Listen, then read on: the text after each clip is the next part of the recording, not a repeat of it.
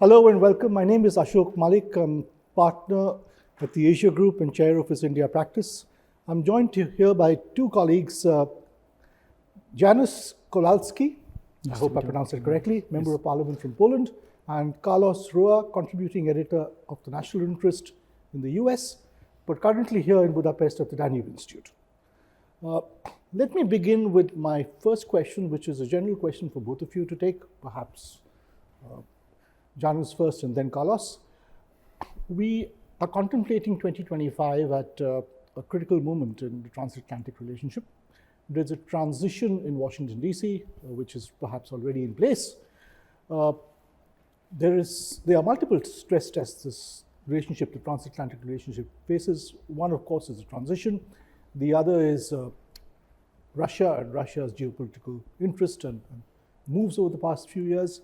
And then there's the great power competition with China, especially its impact on technology and industrial economies.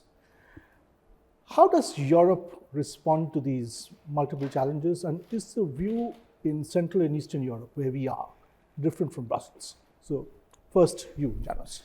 Thank you very much for that question. I'm a member of Polish Parliament, and I was the Deputy Minister of Agriculture and Deputy Minister of State Assets, because our state controls some companies, especially energy sector. For example, I was also Vice President of Polish Oil and Gas Company. I built a team of lawyers who won the battle with the Gazprom. $1.5 billion we won for our economy. And from my perspective, it is a hope not only for United States, but also hope for Europe. I mean, new candidacy of Donald Trump, because from the Polish perspective, when Donald Trump was a president, he was a very good president for our interest.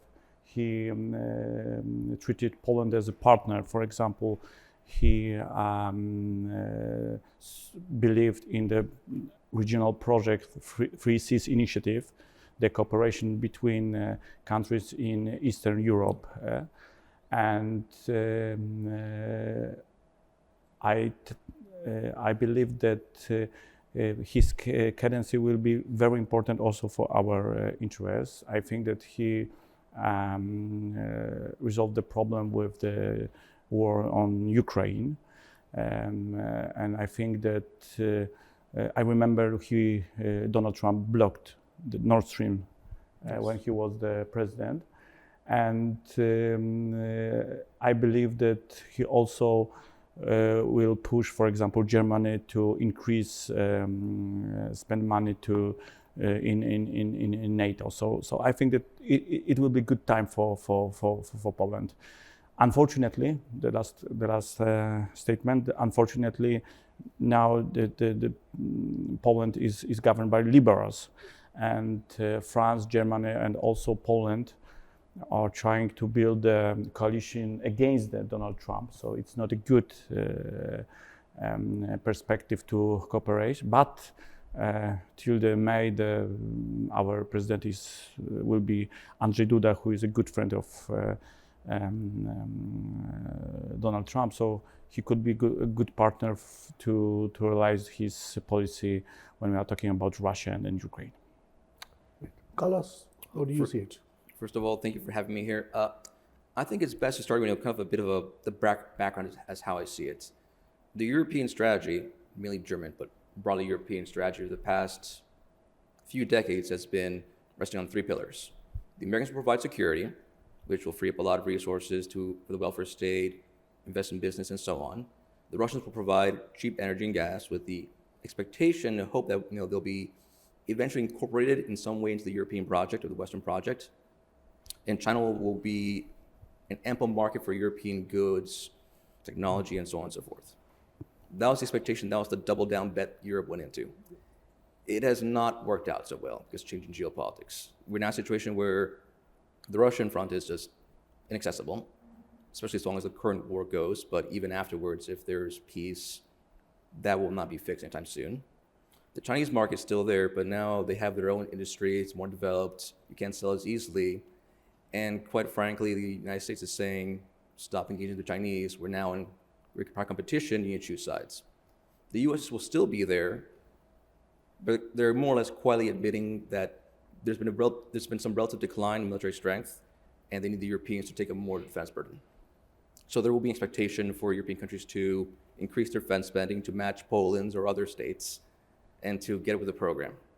So the Transatlantic Alliance will survive, but it's now coming a time to say, all right, if you want this to be serious, there will now be, paying a cost. The trente-glorieuses are over.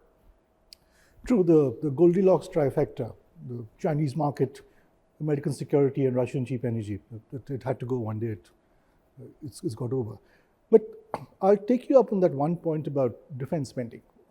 The last time he was in office, President Trump encouraged his European partners to go up to 2% of GDP in terms of defense spending. Poland is at what, 5%? No, it's almost 5%. 5%, yes. This year, early next year, he's going to start with perhaps 3%, maybe 4%. I believe it's 3. They're kind of pushing for. It's 3, but I'm willing to bet as soon as the Europeans have agreed to 3, he'll push it up to 4. So, having said that, yes, there is going to be increased defense spending in Europe. I think that's taken for granted. But given the way the European project has been designed, when we've seen that at this conference as well, the hard stuff hasn't really been central to intra-European discussion. They've almost outsourced that to NATO and to the US. This is a moment for a reality check. How confident are you that all of Europe will get that reality check at the same time and in timelines that are to Mr. Trump's satisfaction? So, generally, I would like to say that in my opinion, European Union is in crisis, and this crisis is built and caused by German egoism, in my opinion. When I remember the first cadency of Donald Trump, and I agree with him that if we are talking about partnership between Europe and United States, we cannot buy gas from Russia. We should buy gas from, for example, from our partners from United States. So, and when we are talking about China and Chinese interests, it's something what I cannot accept. For example, Green Deal. I am absolutely against Green Deal, but Green Deal caused a crisis in Europe, and this program, this left-wing agenda, in practice supports Chinese economy. So, for example, the problem with the crisis in Germany caused the next crisis because Ursula von der Leyen wants to make an agreement with Mercosur. What is the great, the big challenge for our agriculture in Poland and in France, because she wants to sell cars German cars in South America. So it means that I believe that fair competition between United States and Europe could cause that Europe should, for example, redefine policy. I hope that I'm against, as a member of parliament, a Green Deal. We should, in 100%, this kind of policy not to accept on Polish market, because we have coal, our Polish coal, as only Germany and Poland has own coal resources. So we should think about our sovereignty, So that's why I hope that this policy, this mindset of Donald Trump, that he wants a fair competition between China, with European Union, could be a good thing also for European Union, and cause, of course, crisis, because European Union is collapsing now. The bureaucrats are lazy and corrupted, and they have no money for after 2027 to, for example, to finance this next generation fund, which is a huge problem for whole Europe. So I hope that new policy of Donald Trump could be a good source of good things in Europe. I hope so. How would Donald Trump, Carlos, look at a potential FTA between Latin America and the EU? Because given China's investments and relations with Latin American countries, to me, this seems like a backdoor to China once again. It is, and I think the real tell here is the choice to appoint Marco Rubio as Secretary of State. Because Marco Rubio, out of all senators, is the one who's taking the economic angle of China the most seriously.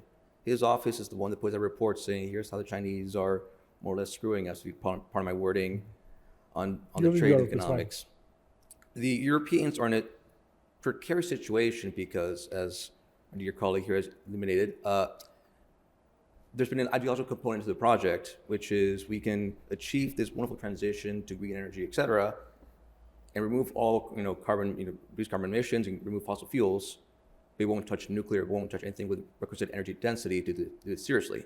So we are in the current situation where Germany is deindustrializing de facto, the economic heart of the entire project.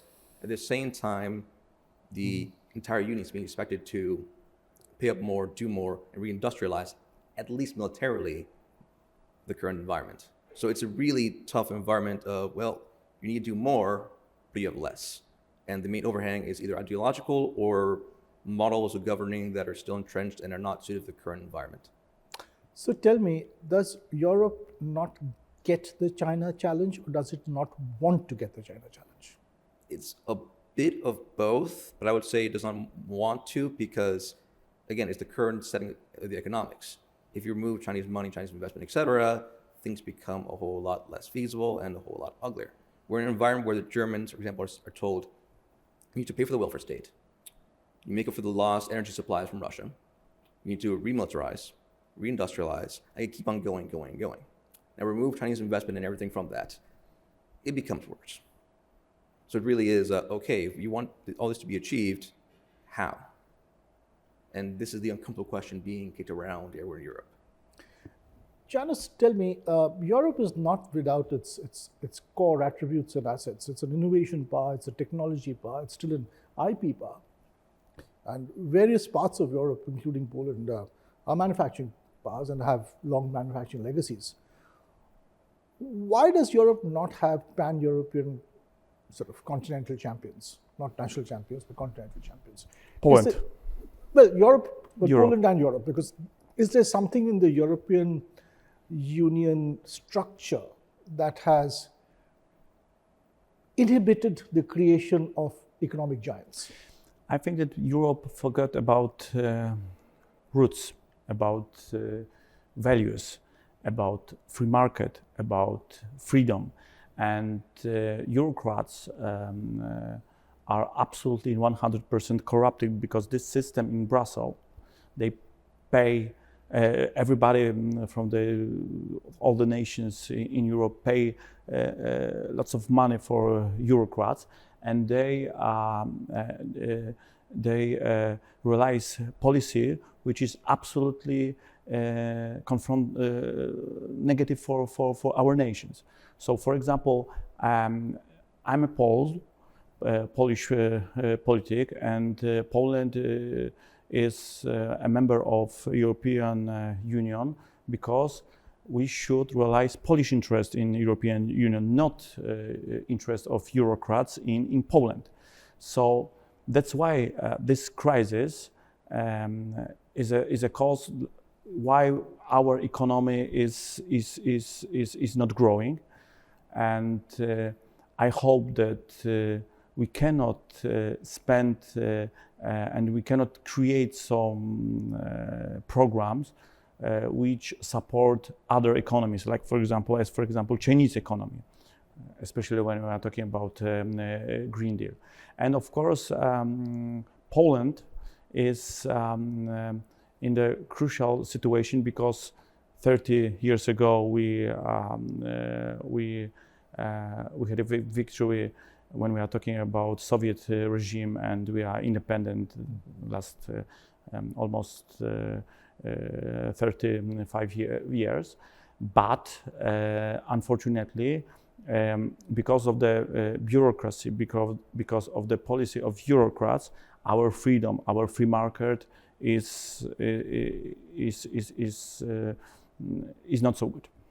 So, Carlos, you had Touching a upon figure. that, there is the problem that Europe is overregulated. Now, as an American, I appreciate some of the benefits of regulation. The quality of food here is much better than the American side, etc. But to give a good example, Notre Dame just opened up again in Paris. Yes. After they did it pretty quick, given how it burned down, etc. But the reason they could do that was because they specifically, in this one instance, allowed them to bypass all the regulatory burdens on that. True. So yes, the Europeans could do a whole lot more, but right now it's being chokehold by various regulations and this front, that front, etc. So that's probably one of the biggest barriers to success is you create a regulatory superpower, but the regulatory superpower is killing innovation, and the Draghi report more or less kind of confirms this. So Europe prides itself, correctly in my opinion, given its long history and civilization, as being a normative power. Now, adherence to norms is a good thing, generally speaking, but it can't become an end in itself, and it sometimes seems to come in the way of economic and industrial advance. And that is not what you see in not just in the US, but frankly even in China, which does not even pay lip service to big normative power. In a time when everyone is looking away from unbridled free trade and looking to some sort of industrial capacity at home and self-reliance, we call it different things in different parts of the world. Protectionism, so on. So yeah. How should and how is Europe responding? Let me start with you, Carlos, and then end with Janusz. Look, the problem is, can it be done? Yes. What's the cost of doing so? Because shifting to these models is pretty disruptive, because now you need to say, well, you need to prioritize certain sectors of the economy, do this and that, at the expense of something else. And the European model has been for a long time, you need to prioritize the welfare states and ensure stability on this and this. So could some of the regulatory burden be shifted? Yes. Could this spur new innovation, new champions, new developments? Certainly. This will present a challenge to entrenched players and interest, whether it be German car manufacturers, Italian firms, this and that. And that is the thing that people keep on worrying about. Because yes, we can get the free market will do its job. The downside is the free market will do its job and there'll be disruption. And that's what the Europeans are afraid of, honestly. So Janusz, Poland rescued Europe in 1683. Can I do it again?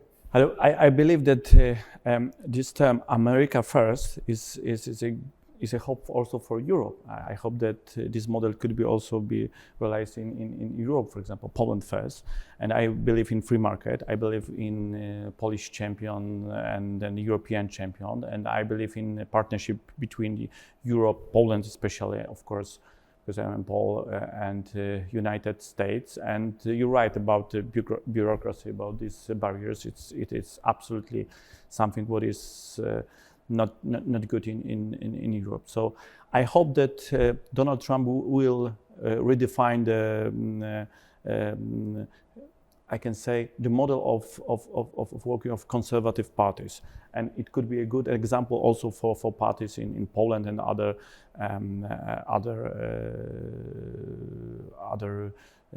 states in the European Union. It could be a good year, I think so, next year. Well, that's a good, hopeful note on which to end this conversation. Certainly the approach to Donald Trump is more constructive and more hopeful here in Eastern and Central Europe, perhaps accompanied by more trepidation in Western Europe. But we leave it at that. Thank you, Carlos. Thank you, Janusz, for a wonderful conversation.